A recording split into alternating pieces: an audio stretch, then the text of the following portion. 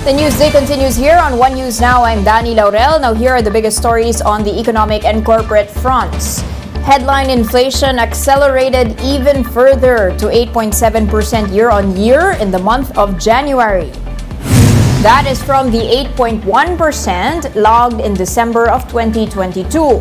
Now, this January print is the highest annual inflation rate recorded in more than 14 years or since November 2008. This is also higher than the Bangko Central's forecast range of 7.5% to 8.3%. The PSA says the main driver in the uptrend of inflation was the faster year-on-year increase in the housing, water, electricity, gas, and other fuels indices. Food inflation also climbed with upticks recorded in vegetables, flour, fish, and milk baskets. Core inflation also quickened to 7.4% from the 6.9% in December of 2022. The Agriculture Department has set the suggested retail price of imported red onions at 125 pesos per kilo. The DA said this covers medium and big-sized imported red onions in wet markets across Metro Manila. The new SRP takes effect immediately and will be valid for 60 days unless revised, revoked, or lifted. This came after President Bongbong Marcos ordered stakeholders to address high prices of the commodity. Recall that the retail price of onions skyrocketed to 600 pesos per kilo in December of last year. Now, that January inflation print was surprising for everyone, even for our own economic managers' targets. And here to discuss what to make of this, we have with us Professor Ronilo Balbier, an economist at the University of Asia and the Pacific. Good morning, Prof. Tell us your reaction. What went wrong? What could have possibly gone more expensive pa in January? Well, on the brighter side, our economy continues to surprise us. So that's a definite point. So it continues to surprise all the analysts, domestic and foreign analysts. So I think this is brought about by a huge recovery of our economy. Remember that we have more than 50% increase in our net additional income from abroad in the fourth quarter, no? Okay. And the total is actually 76% net additional income from abroad, and we're talking about a gross national income of 9.9% increase for 2022. So everybody's talking about GDP of 7.6%, more than the target of the government, but nobody is paying attention to the GNI, no? 9.9, and I think that is fueling a lot of demand and pulling up all these inflation numbers that are actually surprising everybody. Okay, so very interesting you say that, no? So where does this, anecdotally, I don't know where I can make of this na nag-increase ba yung income ng mga tao? Parang naghihirap yung mga tao eh. In which sectors are these incomes higher? Is this from remittances coming in? Give us more understanding of where this income came. So definitely, the net additional income from abroad and the usual, our OFW remittances, but we have our BPOs that are actually recovering very fast as well.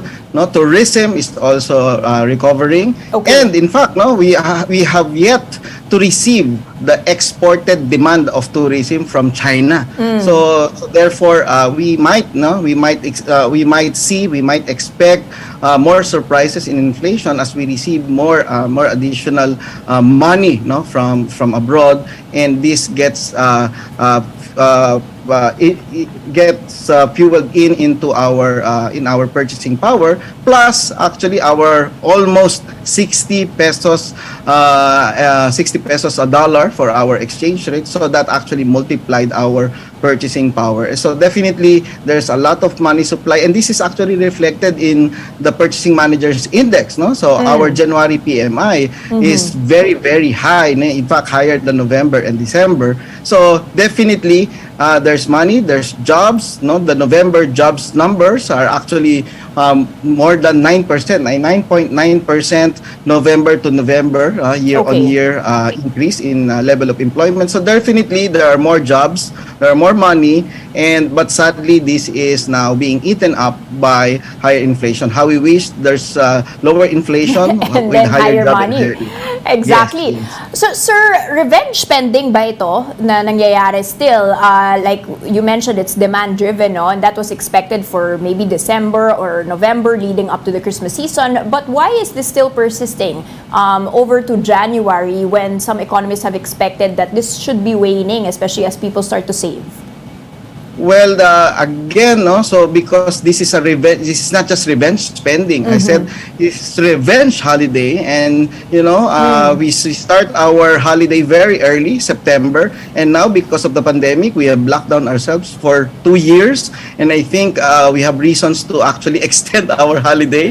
And now the Valentine's is coming, so revenge Valentine, and the summer is coming. There will be a revenge summer. So definitely, this will be a headache for our policymakers to contain our inflation. Okay, very interesting points there, sir. Now, from the supply side naman, are you seeing that some things have gone down because, utilities still went up, restaurants, like you mentioned, so that's revenge spending, no? But what about the food situation, the agri situation? At least when we see the onions in the supermarket now, it's a bit cheaper. So, na-reflect na ba po yun in the January inflation print? You can say that the demand side was eased. I think it will be reflected supply in side, sir. February, Yeah. no? So I think the February numbers will be way better. Okay. And then of course we have the immediate increase in our utilities. So if you combine the increase in our utility spending with our fruits and vegetables, so that will actually comprise a huge part of our inflation right now for January. No, but as we have more harvest towards February, March, so I think the supply situation for our agricultural products will normalize. So Okay.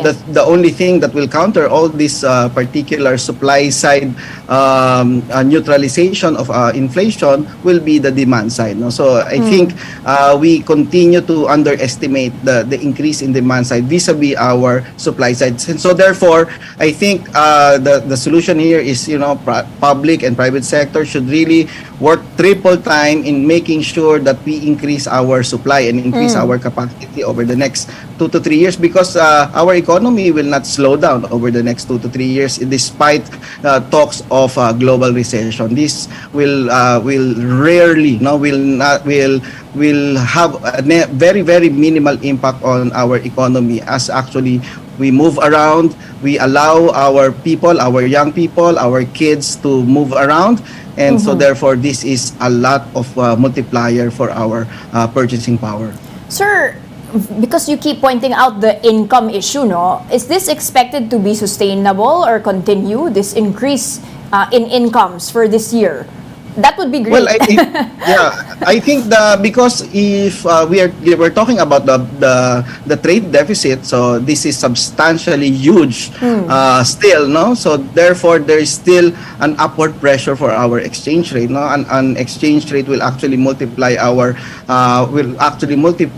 income more than it will multiply towards inflation. So it Okay. will actually neutralize inflation. So therefore a higher exchange rate towards March, April, as we actually weigh in the impact of trade deficit, will actually be fueling more multiplier for our OFW monies, BPOs, tourism, etc. All right, interesting point, no? Tourism and BPOs and remittances to fuel that. Sir, big question here, as you already said, what is the BSP to do? They previously announced maybe softer rate hikes, 2 to 25 bips to bring it to 6%, but they also noted that they don't need to follow the Fed. But the Fed also had a strong, reports here on the job market being strong, inflation there not yet really over.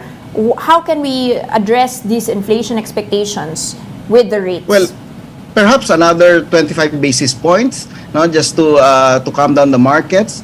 But you may not want to increase because we have already increased substantially. So we may want to wait a little bit longer for the February inflation numbers and whether it's gonna continue to go up. But I think a 25 basis points would be can be more than accepted by our economy with the huge demand increases. So therefore, that 25 basis points is just to calm down the markets, address the inflation expectations, and all this speculation on inflation. So the BSP may actually entertain another 25 basis points, but anything more than that, it might damage our growth recovery over the long term. So because these rate hikes takes time, from 6 months to 18 months. So we don't know. So we don't want to be super aggressive in terms of our increases in our rate hikes. Sir, given this print for January, will that impact your outlook on the growth this year, which means to say that it might eat into consumption a little bit longer than was expected? Not really, because I think this is just a little bit higher than expected. I'm expecting around 7.7 to 7.9% inflation. So I still believe at around October, November, we're gonna be lower than 5% in inflation. And towards next year, so we're going to be normalizing within that bandwidth of BSP of 2 to 4%. So I think what's important is we are creating jobs now. We are recovering those jobs that were lost. And I think over the last 6 months, our jobs numbers are very, very strong. They are reflected in our industry's growth, and they are reflected in our PMIs. So therefore, I think we shall continue to have this growth, a minimum of 6%. Again, we will be surprised by our economy if we grow by 7 or more towards the end of 2023. So I think we still have some room for higher growth for our economy, and let's see. There are still, again, we have not received the recovery of foreign tourism in the Philippines, and that has a very huge multiplier effect for our economy, for our jobs, and for the income, especially of the lower income Filipino families. All right, so kaya pa. Thank you so much. Thank you for all of those insights, Professor Ronilo Balbieran of the University of Asia and the Pacific. Thank you, sir. Thank you, Dr. We'll be back with more stories after the break. Keep it here on One News.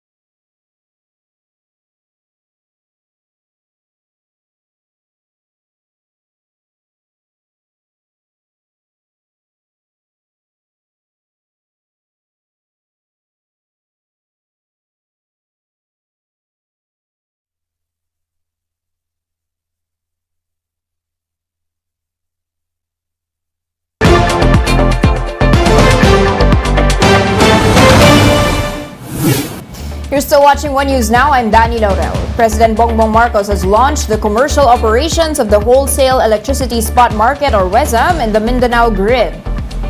With this, around 2,000 megawatts of uncontracted capacities can now be sold in the WESM and dispatched at any time. The president says this will provide supply to power distributors and electric cooperatives should their contracts with power plants be made unavailable.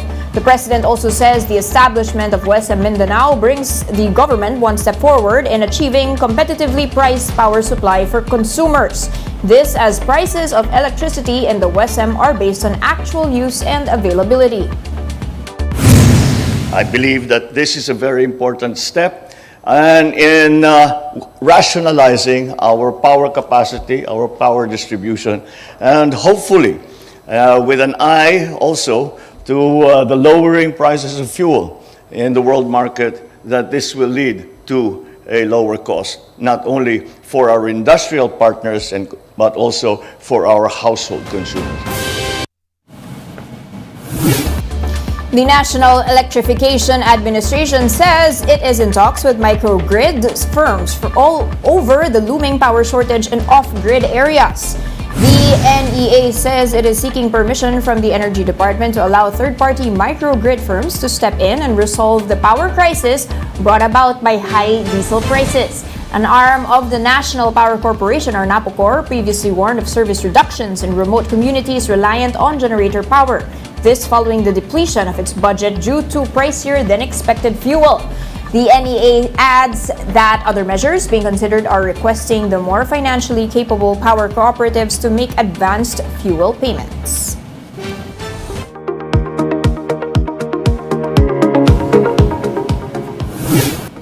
Now, how did the Grammy Awards night fare in terms of viewership in the age of streaming? Bloomberg's Lucas Shaw joins Ed Ludlow to break down the numbers for us. Let's watch this.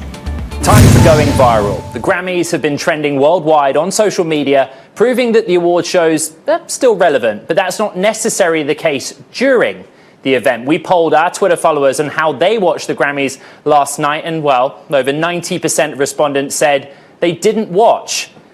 Here with the actual data, Bloomberg's Lucas Shaw, who leads our coverage of the entertainment industry. I mean, Lucas, it's interesting. We were expecting potentially a rebound for the Grammys from the pandemic era. Did we get one? We got a slight rebound. So the preliminary figures are about 12 million people watched the Grammys. That's up from more in between 9 and 10 million last year, and up from a low a couple of years ago of about 9 million. But well below where they were before. You know, prior to the pandemic, I think the 2020 edition had about 18 million viewers. As recently as 5 or 6 years ago, you had about 25 million people watching. So the audience for the Grammys is, half what it was many years ago. You saw the results of our poll. That's one audience, right? 90% of respondents saying they didn't watch at all, but the other options were cable or streaming. I guess then the conversation goes to how are networks and platforms kind of adapting to seize on how people are actually consuming events like the Grammys? Well, a couple ways. One is that these award shows now tend to be available both on live TV and on streaming. So it was on CBS, but it's also on Paramount Plus. So if you're someone who does not pay for cable or satellite, you can get it that way. Of course, Paramount Plus not as big as Netflix or Disney Plus, but it has tens of millions of subscribers. And the other thing is obviously clips and moments from these events spread across social media. So that's Twitter, YouTube, TikTok, and the like. You probably had, our own Ashley Carmen, who was in the press room, asked, God, I'm blanking on his name. It's embarrassing. But he asked producer Jack Antonoff a question about Live Nation, and that got shared all across social media this afternoon. Ashley Carmen also writing about Beyonce breaking the record for Grammys wins, but she didn't win a top award. Yeah, look, this has been a trend with the Grammys, particularly with Black artists that kind of fall under hip hop and R&B, is they win a ton of awards in the genre-specific categories. In Beyonce's case, she won both in R&B and electronic and dance, but they don't win the big three, which are Album of the Year, Record of the Year, and Song of the Year. So remember, with Beyonce, she now has won more Grammys than any artist in the history of the event, yet she has only won one of those big three awards, Song of the Year, and she won it once. Right. You compare that to an Adele who's won Album of the Year twice. Now, for more updates, visit News 5, the Philippine Star, and Business World Online. Visit our website, onenews.ph, for more in-depth analysis. You can also catch One News on the Signal Play app. Register for a free account now. That's at www.signalplay.com. And stream One News live anytime, anywhere. I'm Danny Laurel. Join us again at 2 p.m. We are One News, all sides, all the time.